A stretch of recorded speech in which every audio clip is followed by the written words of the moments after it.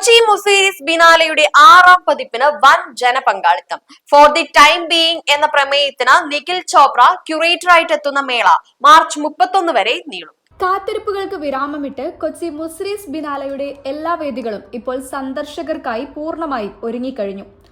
ആസ്പിൻസ് hall ഹൗസിലെ പുരാതന ചുവരുകൾ മുതൽ പൈപ്പർ ഹൗസിലെ മനോഹരമായ മുറ്റം വരെ ഓരോ കോണിലും ഇന്ന് വിസ്മയങ്ങൾ ഒളിപ്പിച്ചു വെച്ചിരിക്കുകയാണ് ലോക പ്രശസ്തരായ കലാകാരന്മാർ.